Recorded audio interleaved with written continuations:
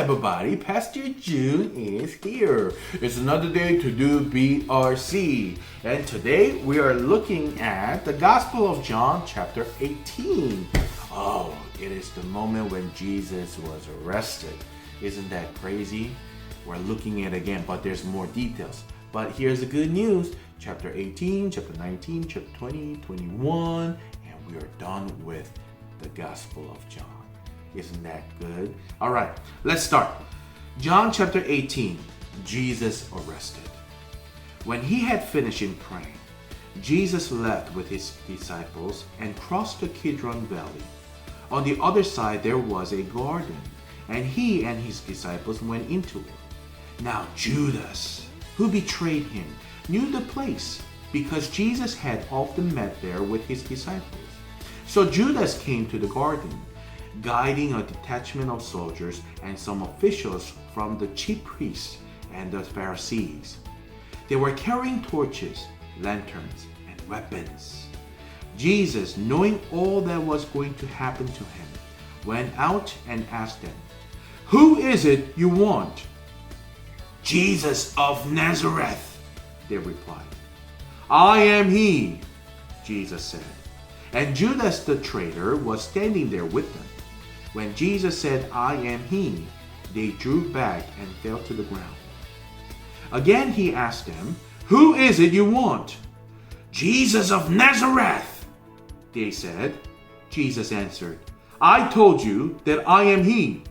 If you are looking for me, then let these men go." This happened so that the words he had spoken would be fulfilled. "I have not lost one of those you gave me." Then Simon Peter, who had a sword, drew it and struck the high priest's servant, cutting off his right ear.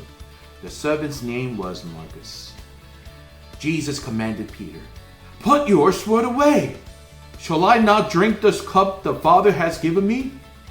Then the detachment of soldiers with his commander and the Jewish officials arrested Jesus. They bound him and brought him first to Annas, who was the father-in-law of Caiaphas, the high priest that year. Caiaphas was the one who had advised the Jewish leaders that it would be good if one man died for the people. Peter's first denial. Simon Peter and another disciple were following Jesus. Because this disciple was known to the high priest, he went with Jesus into the high priest's courtyard. But Peter had to wait outside at the door. The other disciple, who was known to the high priest, came back, spoke to the servant girl on duty there, and brought Peter in. "You aren't one of this man's disciples too, are you?" she asked Peter. He replied, "I am not." It was cold, and the servants and officials stood around the fire they had made to keep warm. Peter also was standing with them, warming himself. The high priest questioned Jesus. Meanwhile, the high priest questioned Jesus about his disciples and his teaching. "I have spoken openly to the world." Jesus replied, "I always taught in synagogues or at the temple, where all the Jews come together. I said nothing in secret. Why question me? Ask those who heard me. Surely they know what I said." When Jesus said this, one of the officials nearby slapped him in the face.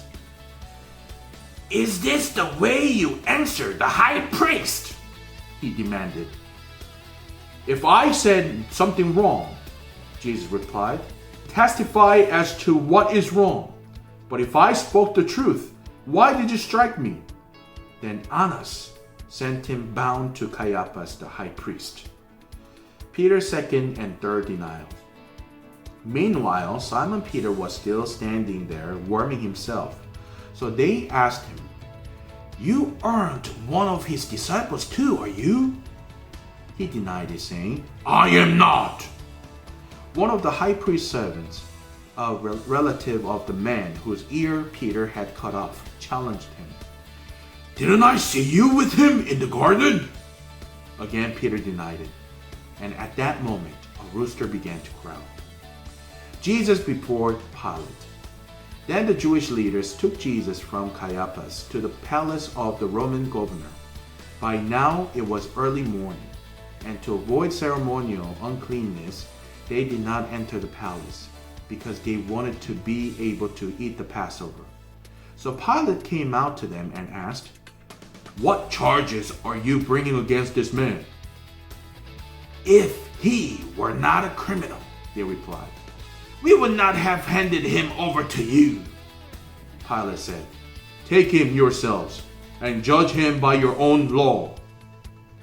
"But we have no right to execute anyone," they objected. This took place to fulfill what Jesus had said about the kind of death he was going to die.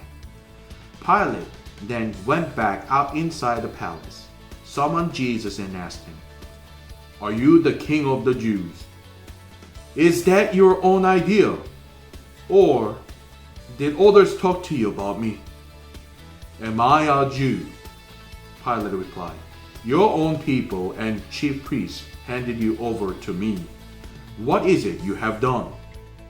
Jesus said, "My kingdom is not of this world. If it were, my servants would fight to prevent my arrest by the Jewish leaders. But now my kingdom is from another place." "You are a king then," said Pilate. Jesus answered, "You say that I am a king.